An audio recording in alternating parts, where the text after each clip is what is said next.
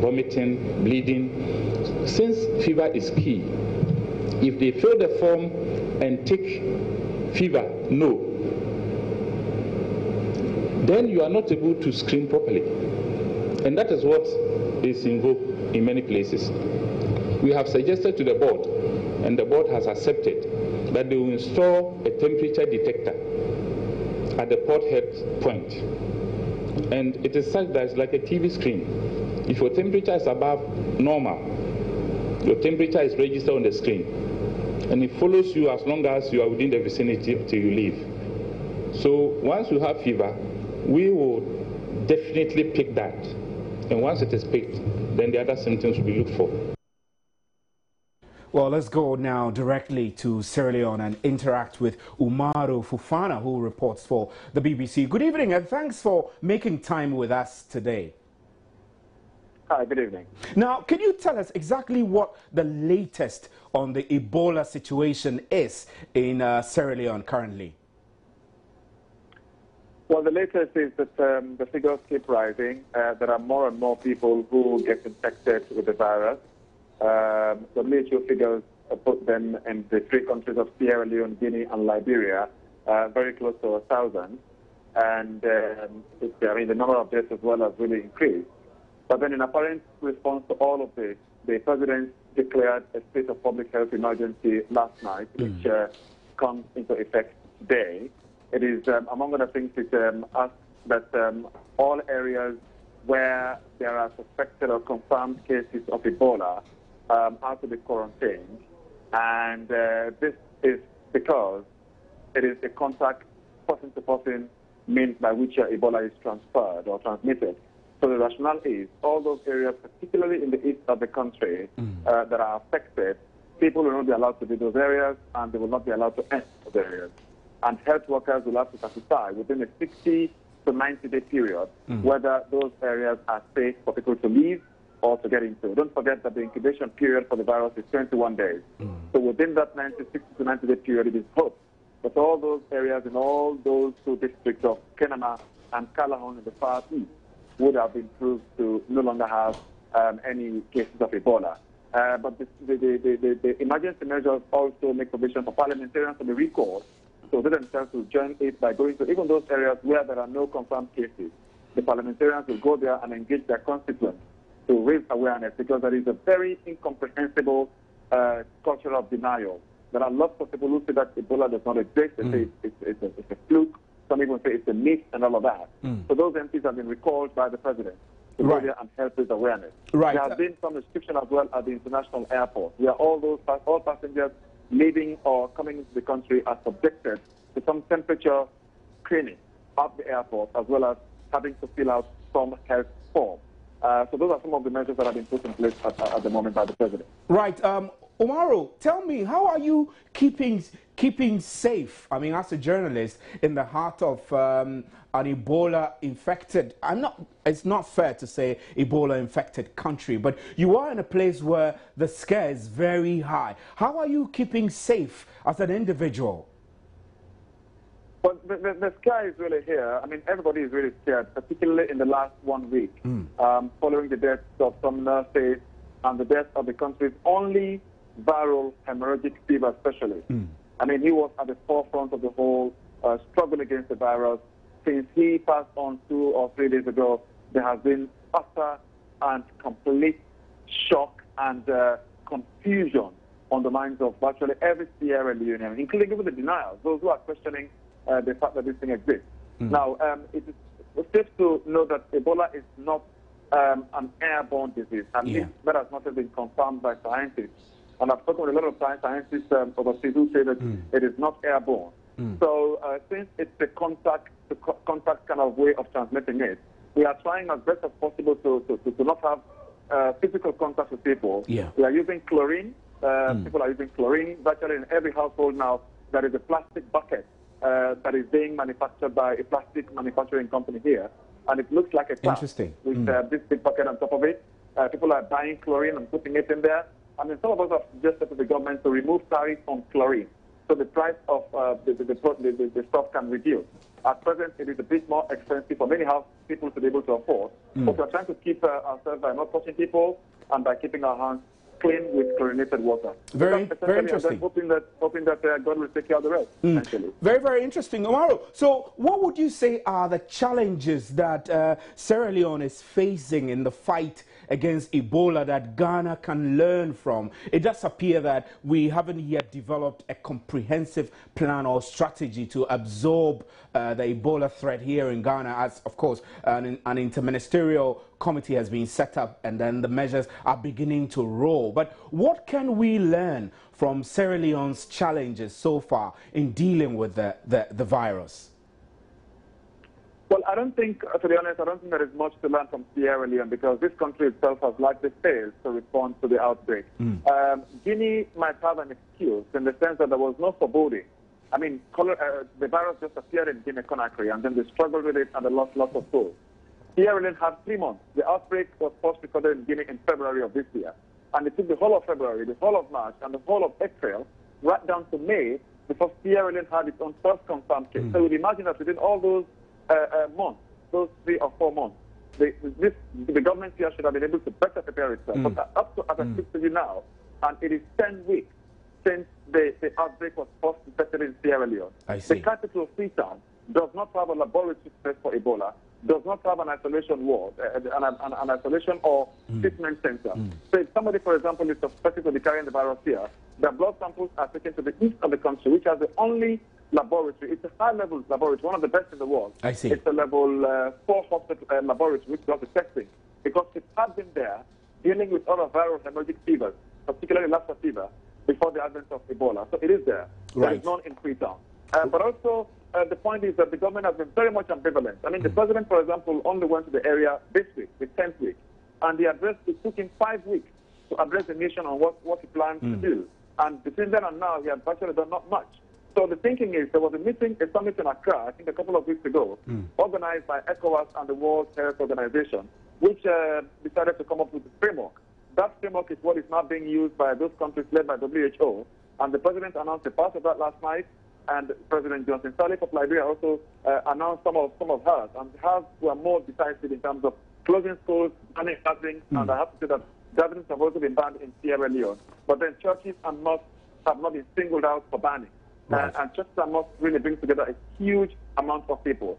What I think Ghana can specifically learn from all this experience is to do what I think the president here says that no single country can deal with it alone. It's to liaise with the United Nations World Health Organization, deal with the plan that is being put together now, and then see what it can take up from there. I think Ghana has got far more facilities to respond to it. I hope it doesn't get to that. But I would imagine that Ghana has got more laboratories to test for that. It's got more medical doctors. It's got more virologists, I would imagine. Sierra Leone had only one viral hemorrhagic specialist. So liaise with the United Nations WHO, and of course with all the countries in the South. And I think ECOWAS should also take the lead in this. I mean, money has been coming in from, for example, the European Union. We haven't thought of a single dime being donated by the AU or even ECOWAS.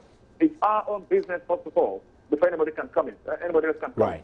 So I think a regional approach to it, as opposed to individual countries. But again, if it's expected anywhere, the most reasonable thing to do is to control the movement of people in that area. Because the more people move, the more the virus moves. If people do not move, the virus does not move. The issue of food baths and bush meat and all that, I mean, they are vectors, yes, but they are very minimal vectors of the virus. Basically, it's a human-to-human kind of way of transmission. So if you contain an area where you find people, or anyone that has tested positive, then you deal with them. For example, in Guinea, the French charity group Médecins Sans Frontières have closed one of their centers because the center went for like 21 days without any recorded case. The confinement was very effective. They dealt with those in that particular area, and then there were no new cases. So they closed the center. So once you detect it anywhere, confine the area and deal with the virus in that area. Omaro Fofana. Omaro Fofana, we're very grateful. Omaro Fofana from Sierra Leone reports for the BBC. We're grateful for that quick, snappy, and very detailed preview from him for the situation in Sierra Leone. Let's hop onto the other telephone line now and speak to Solomon Watkins, who is also joining us from Liberia. Good evening, sir, and thanks for your time. Good evening, Solomon. Good evening. Yes. Good evening. Now, we're told that schools in Liberia have shut down, and then non-essential workers have been asked to go home. How are Liberians tackling the disease from these? I mean, from schools being shut down and etc. What else is the country doing to fight the disease?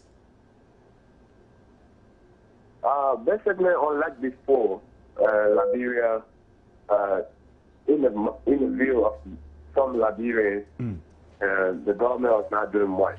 But as it is today, the fear of Ebola has grown overplus. And in fact, nearly every Liberian, including little children, are well informed about this virus spread, the media through which the virus spread, how it is being contact by citizen or any other person. So everyone are conscious about how they can prevent themselves as it relates to this virus. Yesterday, President Ellen Johnson Sirleaf, President of the Republic of Liberia, declared that schools should remain closed until follow people's advice given by the Ministry of Education. So that is already ongoing. It's already taking effect in the capital and other parts of the country. So people, all activities regarding learning, smooth learning has already been put hard. So what is happening now is people are more conscious. People are getting more involved with sensitization at the community level, at the national level, the representative senators of representing various constituencies are getting to their various districts and providing those information that people need to get to know about, so as to avoid the spread of the virus. Now, would you also be aware the president partially closed the border? I say partially because our border entry are not as very much as well equipped with fence or something, but due to the kind of way the border is being structured, so I said partially, but the president also the border be closed, so as to avoid a kind of transport from Guinea to Liberia, from Liberia to Sierra Leone and other areas. Right. So Solomon, let me cut you in. Solomon, let me cut you in very quickly here. Yeah. I wanted to cut... major centers, including places that people make businesses, including Waterside, which is between Liberia and Sierra Leone. The president also asked that those kind of business centers, those trade centers should be shut down for a while until further actions can be taken by the government. So the government is very conscious. The government is doing everything to ensure that the citizens of this country don't be weighed away by this virus. The president termed this virus as unprecedented. It's becoming unprecedented. So nearly everyone is conscious. As you may be aware, World Health Organization has already said that the virus is uncontrollable. It's being uncontrollable. It's moving in an uncontrollable manner in our country and the neighboring countries, including Guinea and Sierra Leone. Right. So Liberians are all the fear, and everyone is taking a rightful precaution. Today, I just wash my hand at many centers that are waiting. If I want to enter a particular place, a particular ministry, I have to wash my hand before even entering. So that is also being applied to as many citizens who may make an attempt to enter a supermarket or at a business place or at even their own office, my own office, before entering, I have to wash your hands. So these are precautionary measures being taken by our government, and the people are becoming more vigorous in this effort and making sure that people wash their hands, people don't shake hands with each other. All of these things are part of our tradition, but that's part we try to avoid it for this point in time until we ensure that this virus is being curtailed in a form and fashion that will benefit the Liberians. Right, thank you very much. Solomon Watkins reports joined us from Liberia. Now let's get on to the other telephone line again to speak to someone from he's a health editor of the Vanguard newspaper, Charles Ogundipe. Good evening, sir, and thanks for joining us. Yes, thank you very much. I do know that the situation in Liberia and Sierra Leone, Liberia emergency, non-essential workers have been asked to go home, schools have been shut down. Liberia is close to Nigeria and close to Ghana, just like Sierra Leone is. We're neighbors. We are in this crisis together. What is Nigeria doing? Okay, thank you very much. I can tell you Nigeria is doing a lot. Since the suspected case came in and the announcement was made about a week ago, a lot has happened. Right now, the country is on red alert. All the entry ports from the airports to the land borders and the seaports are being manned by security officials, immigration officials, who screen travelers coming from the countries that have been affected, that is Liberia, Sierra Leone, and Guinea. And I can tell you a lot of public awareness is going on and enlightenment. Also, special centers are being set up. In Lagos particularly, where the first victim came in. Lagos had been at a sort of alert even before that case came in. So Charles, let me take you a little right now. Let me take you a little further from preparations that are being made by the federal governments or local governments in dealing with the situation. Let's look at between Nigerians themselves. We heard from Liberia that physical contacts and things have to be curtailed because they're trying to reduce the effect of transmission. And then, is that happening in Nigeria too? Are people scared of physical contacts? Are they afraid? Are they like walking in public places with masks and refusing to shake hands? Yes, well, I'll be honest with you. There is a lot of anxiety and concern. I mean, Ebola is not an entirely new disease in Nigeria. It's not really new.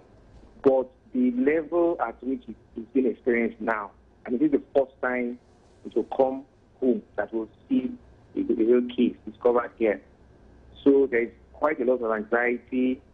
And, the fact that not too many people really know much, about this disease. People don't really understand how it is transmitted and, how the basic modes of protection.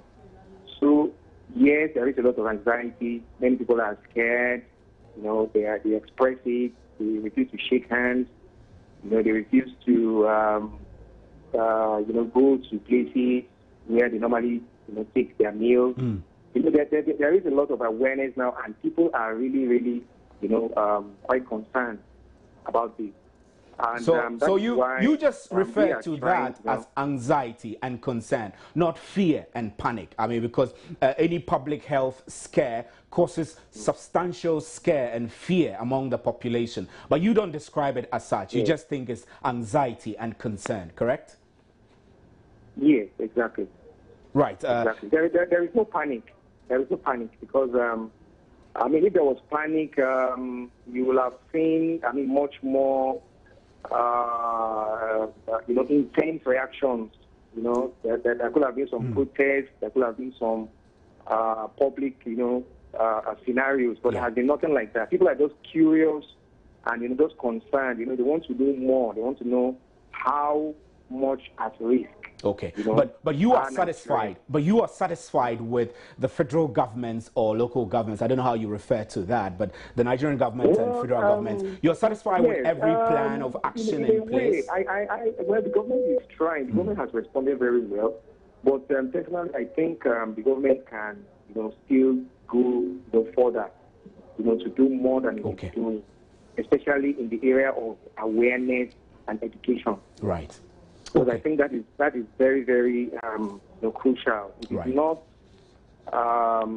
just focusing on the medical aspect, the treatment now, that I think really matters now, but more about educating the public and let them know about the basic, hygienic steps they can take, like hand washing, cleanliness, and things like that. I think the government needs to do more of that right now. All right, thank you very much. Charles Ogundipe is the health editor of the Vanguard newspaper. We're grateful that you could make time to join us. Now, it is really very scary, and people in Ghana are scared of handshakes. Traditionally, handshakes are, the kind of things that we use to express camaraderie and friendship in our society, where we shake hands everywhere. But people are now not shaking hands. Let's take a watch.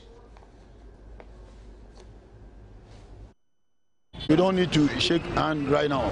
So when I saw somebody like my friend wanted to greet me, I just make so, or like this. Even like this, it's very something. You understand? So I don't need to shake anybody at all. Yeah, it prevents me. Even right now, even today from work, as I was going to work, I was just thinking not to mingle with people because I can't bear it when I conceive those things. I'm not even good at handshakes, so I don't even plan on shaking anyone, not even you. But you can't prevent someone from shaking someone, like giving a handshake to a fellow. That one will be a problem. You see, maybe I can meet a friend of mine. I would love to give him or she handshake, but it will be a problem. Maybe because Ebola stigma and things like this, it's not going to prevent me going to places or going to some places. Just that we should be careful. Yeah, when you go to some place, you have to be careful and then know how you do your things so that you not get effect. No, never. Ebola cannot prevent me making new friends now.